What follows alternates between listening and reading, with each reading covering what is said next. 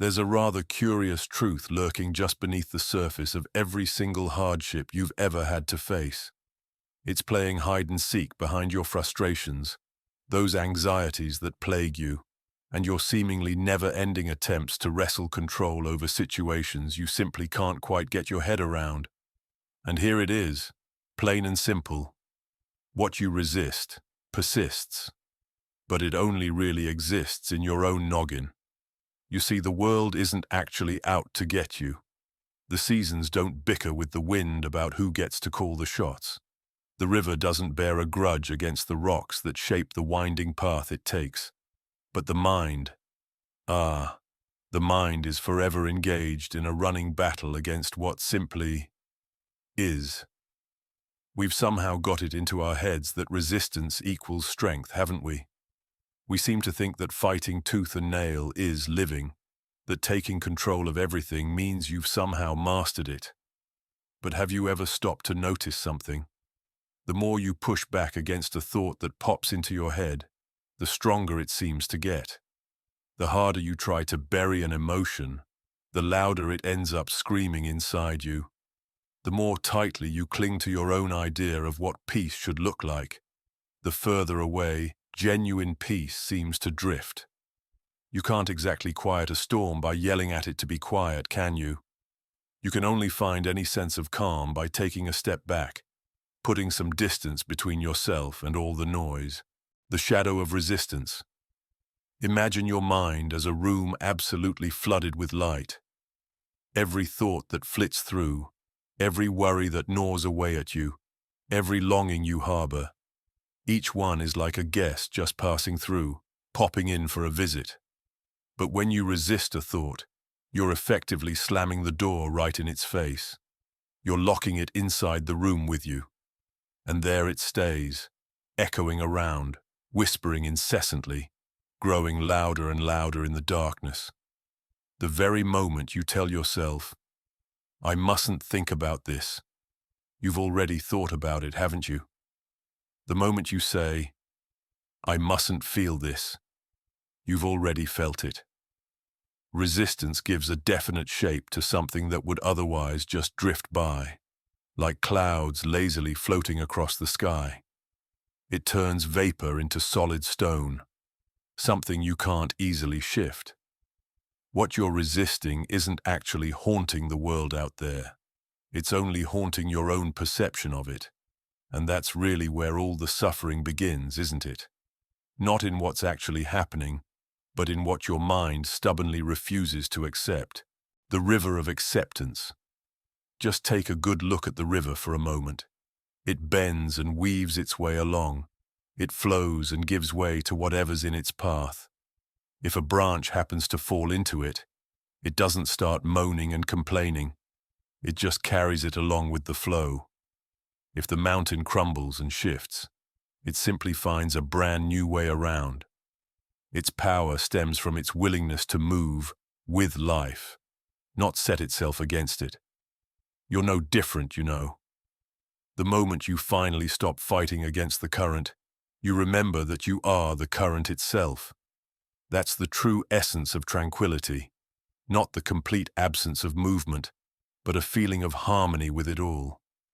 Resistance is born out of sheer fear, pure and simple. Acceptance, on the other hand, is born from understanding. To accept something isn't to just meekly give up in defeat. It's to see things exactly as they are, in crystal clarity. To be able to say to yourself, this too is simply part of the flow, the illusion of control. We humans are all rather addicted to the illusion of control, aren't we? We convince ourselves that peace will magically appear once we've successfully reshaped the whole world to neatly fit our own carefully constructed image of it. But the world isn't exactly obliged to obey our every whim and desire, is it? The Stoics understood this perfectly well ages ago. They realized that the universe unfolds and evolves according to its own nature, not according to our individual will. To fight against reality is to bang your own hands repeatedly against the unyielding wall of truth. And yet, we still resist, don't we? We resist uncertainty, pain, change, loss. We resist the mirror that life holds up for us to see ourselves in. But by doing so, we're effectively handing all our suffering the power to control us. Every single no we whisper to reality is like another link in a chain that we then wrap tightly around our own heart. So, ask yourself this, honestly. When you're suffering, are you truly suffering because of the event itself, or because of your own refusal to simply let it be what it is? We can't exactly stop the tides of life from coming in and out, but we can certainly stop thrashing around wildly against them. The mind's endless battle. When you resist feeling angry, you're essentially feeding that anger, aren't you? When you resist feeling sad, you're only making that sadness run even deeper. When you resist feeling afraid, you're actually multiplying that fear. Resistance is attention, make no mistake, and attention is fuel. What you're fighting tooth and nail against in your mind becomes stronger because you keep focusing all your energy on it. You might try to push it away with one hand, but you're essentially holding it firmly in place with the other. It's like trying to silence an echo by shouting back at it. All your voice does is guarantee that it keeps coming back to haunt you. And so, the wise among us don't bother fighting their own thoughts. They simply watch them rise and fall, like waves gently lapping on an endless ocean.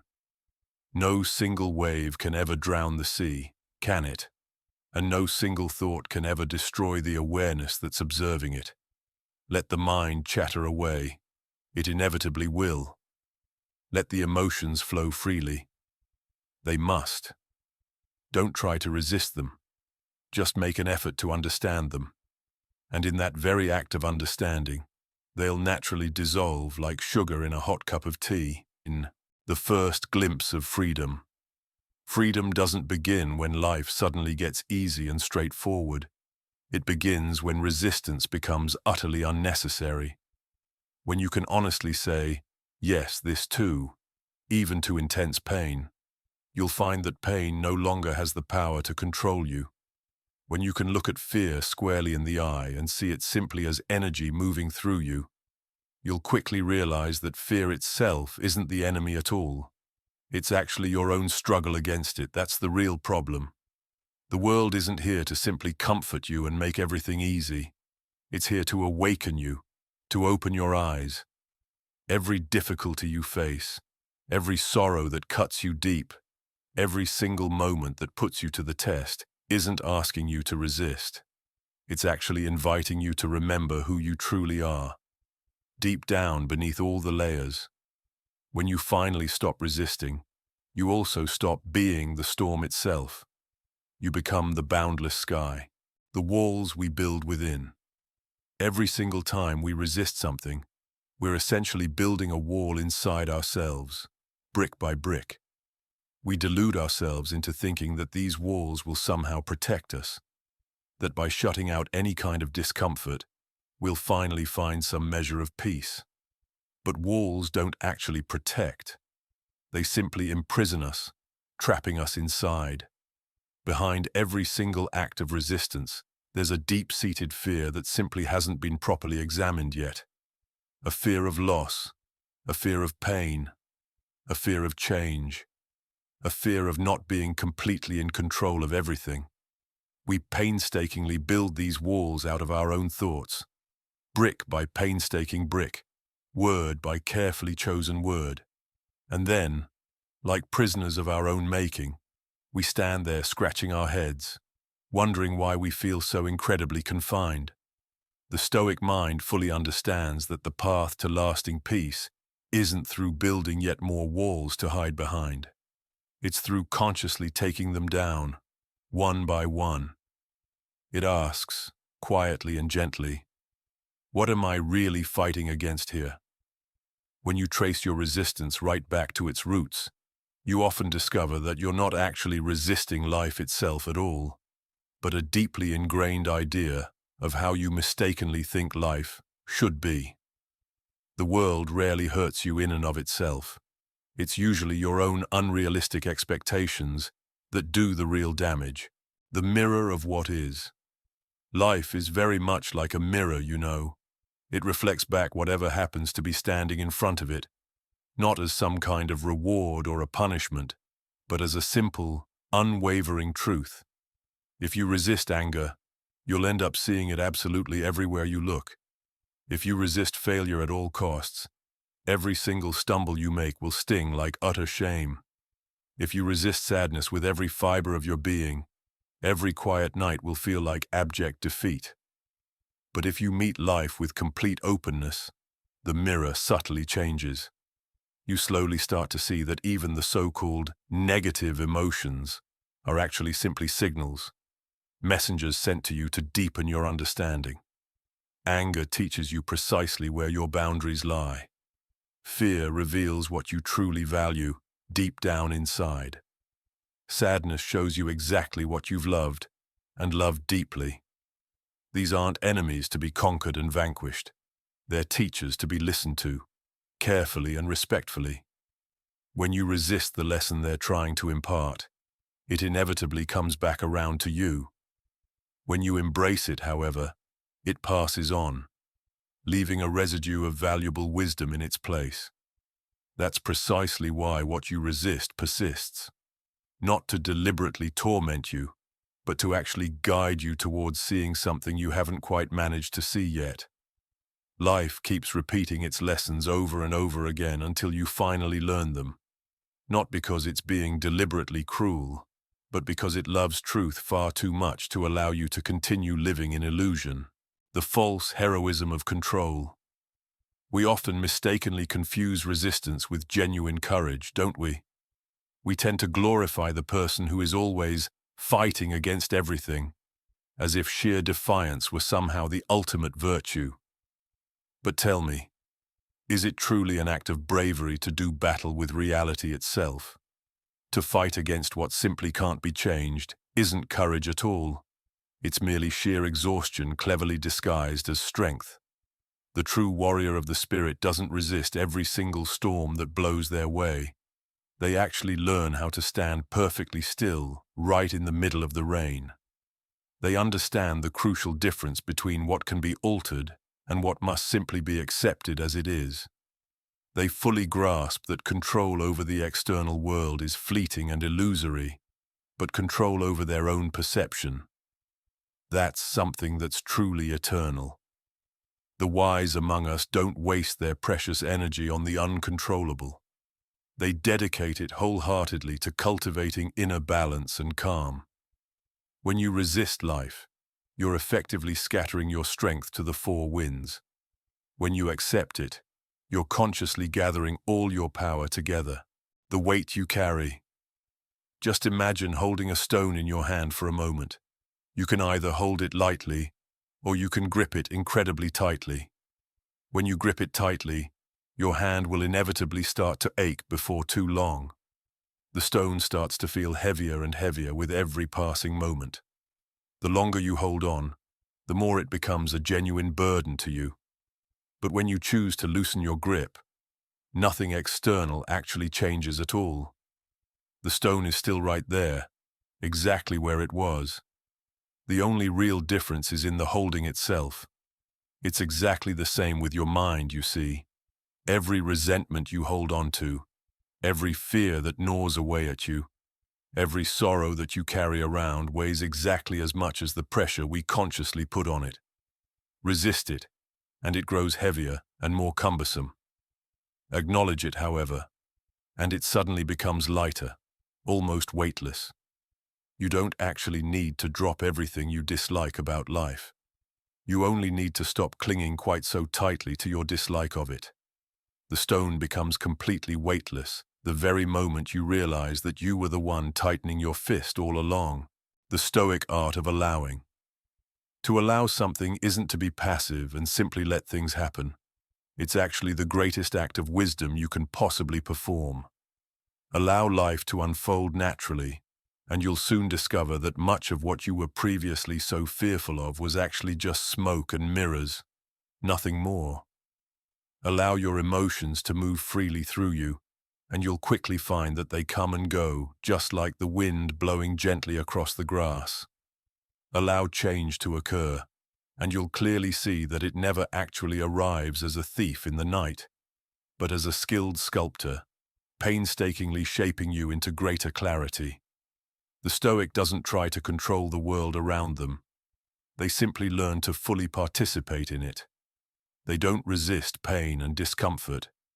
They carefully study its very nature. They don't curse the storm when it rages. They cleverly adjust their sails to suit the conditions. To live in this way isn't some kind of resignation. It's genuine freedom.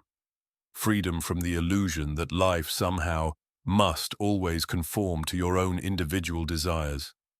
When you finally stop demanding that life be somehow other than it already is, you also stop living in constant conflict with it. And in that profound stillness, peace magically appears not as some kind of reward for good behavior, but as your own natural state of being, the birth of the ego through resistance. Every single time you declare that this shouldn't be, a tiny fragment of your ego is essentially born. The mind splits itself neatly in two, the part that vehemently demands control, and the part that it then tries desperately to control. That's really how suffering begins, when the observer forgets that it's fundamentally the same as whatever is being observed. You're not somehow separate from the world around you. You're intricately woven into the very fabric of it. But resistance creates a phantom line, an illusion of separation where none actually exists. And that illusion then feeds the ego, nourishing it. The ego can only truly thrive in conflict. It desperately needs something to resist at all times, because without friction, it simply disappears completely. It declares, "I'm angry at life." But who exactly is this I that's making the declaration? When you look closely, you'll find nothing solid there at all, only fleeting thoughts arguing endlessly with themselves. When you resist sadness, it deepens relentlessly. When you resist fear, it multiplies exponentially. When you resist change of any kind, it becomes utterly unbearable, because resistance is precisely how the ego breathes and sustains itself. The moment you stop feeding it in this way, the moment you cease your constant fighting, the ego starts to gently dissolve, bit by bit. And in that dissolving process, you rediscover what you always actually were, a simple witness to the intricate dance of life, and most certainly not a prisoner trapped within it. The power of allowing. The Stoics called it living according to nature, to consciously align yourself with the natural rhythm of life, rather than constantly arguing against it. Nature isn't ever in a particular hurry. It doesn't apologize for the storms that rage, nor does it loudly boast about the arrival of spring. Everything in nature simply expresses its inherent being, without any conscious effort. The sturdy oak tree doesn't resist the howling wind. It simply bends gracefully with it. The crashing wave doesn't resist the solid shore. It breaks upon it, time after time. The darkness of night doesn't resist the coming of dawn. It gracefully yields to it. There's a remarkable strength in that yielding, a strength that's born not out of aggressive dominance, but out of genuine understanding. Allowing something isn't an act of weakness. It's an act of participation in the very truth of things. When you stop resisting life, you start to act with reality, not against it in a futile attempt to change things. You finally begin to see and understand that life has never actually been your opponent in any way, only your own truest reflection. The stillness beneath the turbulence. Just take a good look at the surface of the ocean for a moment. Waves rise and fall endlessly, colliding, merging, and disappearing entirely. That's essentially what your mind is like, always in constant motion, never still. But deep down beneath the surface, the water is always perfectly still, completely unmoved, utterly silent, and incredibly vast. That inherent stillness isn't somehow separate from the waves that crash above. It actually includes them all. You too are essentially that ocean, you know. The thoughts that trouble you so much, the emotions that storm through your very being, they're all only on the surface. You are the deep and immeasurable depth beneath them all. When you resist the waves on the surface, you're essentially identifying yourself with them. When you simply allow them to be, you effortlessly return to that great depth within. A Stoic doesn't desperately chase calm seas. They consciously remember the depth that resides within themselves, and from that quiet remembrance, calm gently arises all by itself. Peace doesn't actually mean the complete absence of any disturbance. It means being completely undisturbed by any disturbance that may occur. The paradox of power. There's a rather curious power to be found in surrender. Not the kind of surrender that means meekly giving up, but the kind that comes from seeing things with absolute clarity. The person who constantly resists life will inevitably end up spending all their precious strength on ceaseless defense. The person who allows life to unfold, on the other hand, channels that strength into profound understanding. Resistance is essentially a clenched fist. Surrender is an open hand, ready to receive. With a tightly clenched fist, you can certainly strike out, but you can't actually receive anything. With an open hand, however, you can both hold on to something and release it just as easily. The Stoic deeply understands this apparent paradox. True control can only actually be found when you stop trying so desperately to control everything around you. Because control that's born out of fear is ultimately a kind of slavery, but control that's born out of deep understanding is genuine harmony.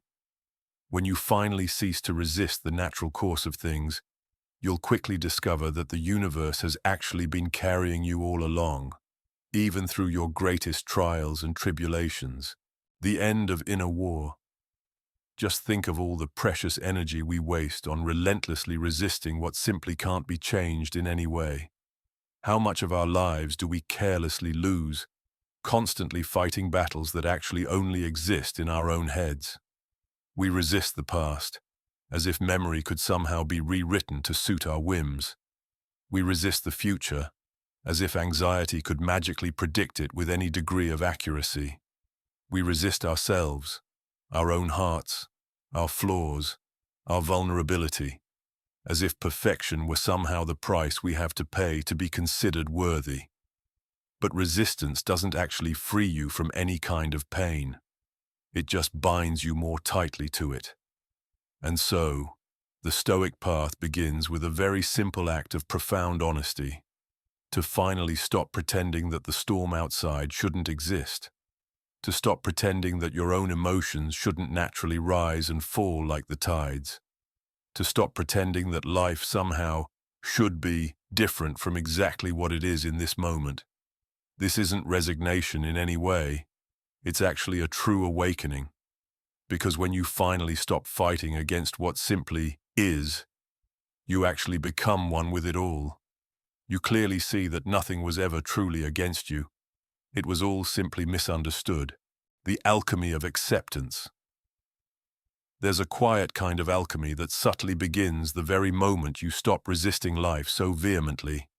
It doesn't shout loudly. It doesn't aggressively demand attention. It simply unfolds naturally, in its own good time. Pain gently transforms into deeper understanding. Fear seamlessly becomes awareness. Chaos gradually settles into a natural movement towards order. What ultimately changes isn't actually the world around you, but the very way you consciously choose to see it. Acceptance doesn't mean you have to somehow love every single outcome that life presents to you. It simply means you consciously stop wasting your own precious life, wishing for something different to be happening. When you stop constantly demanding that reality somehow obey your every command, you begin to clearly see that it was never actually disobedient in any way. It was just different, that's all. And within that very difference lies the profound beauty of existence itself. To wholeheartedly accept what simply is doesn't mean you somehow lose all your ambition or your passion, or your sense of purpose in life. It means you no longer move forwards from a place of conflict and resentment. You now move forwards from a place of clarity and presence. You can still certainly act and do. You can still wholeheartedly strive to achieve your goals. But now, your actions will naturally flow from a deep sense of inner peace, and not from blind panic, from presence, and not from crippling fear. And in that deeply empowered state, everything becomes remarkably effortless. Even great challenges feel more like a dance than a desperate struggle. The quiet courage to see clearly. There's a courage that runs far deeper than simply the courage to fight. It's the quiet courage to truly see. To see life without any kind of judgment clouding your vision. To see your own mind without resorting to excuses. To see reality exactly as it genuinely is, and not simply as you wish it could somehow be. The Stoic mind deeply knows that truth, even when it's profoundly painful, is always far kinder than any illusion, no matter how comforting it might seem. The person who stubbornly resists what is ultimately true chooses a lifetime of relentless struggle over a single moment of heartfelt honesty. But when you stop running away, when you consciously choose to look directly at life, you'll soon find that it was never actually your enemy at all. It was merely the patient teacher you stubbornly kept refusing to listen to. Everything you've ever resisted in your life was actually simply trying to show you something incredibly important about yourself. Something that's still unhealed, something that's still unaccepted, something that's simply still waiting patiently to be fully seen and understood. When you finally turn towards it with an open heart and mind, it will eventually disappear altogether, not because it was somehow conquered by you, but because it was finally fully understood, the serenity of alignment. When resistance finally ends, serenity effortlessly begins to blossom within. You no longer feel constantly pulled in two utterly opposing directions, between who you think you should somehow be and who you actually are in your truest essence. The mind gently stops wrestling with itself in vain. The heart ceases all its desperate pretending. And what naturally remains is incredible simplicity, an unshakable quiet that has no need to constantly prove anything at all. You finally realize that the world isn't somehow personal. It's not actively trying to punish you in any way, nor is it trying to deliberately reward you either. It simply unfolds naturally, and you, as an intrinsic part of it, unfold right along with it. The Stoic doesn't frantically wish for perpetually calm seas. They wisely learn how to skillfully navigate the inevitable waves. They no longer deeply fear what's still to come, because they no longer believe that their own inner peace somehow depends entirely on their outer circumstances. Peace isn't something that life magically gives you. It's what gently remains when you finally stop arguing so vehemently with life itself. And from that wellspring of inner peace comes genuine strength, the kind of lasting strength that doesn't rise and fall erratically with the shifting tides of fortune. The infinite stillness within. Just close your eyes for a moment. Feel the cool air gently entering your lungs, completely unforced, entirely natural. Feel the steady rhythm of your breath.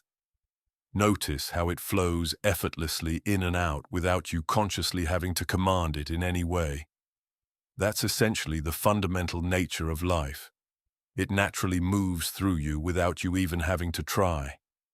You only resist it in some way when you somehow forget that you're actually an integral part of it all. Every single moment of your life is actually an invitation to return, to consciously come back from all the incessant noise of resistance to the profound stillness of simply being. You're not actually the storm of your often tumultuous thoughts. You're simply the spaciousness in which they naturally swirl. You're not the resistance itself.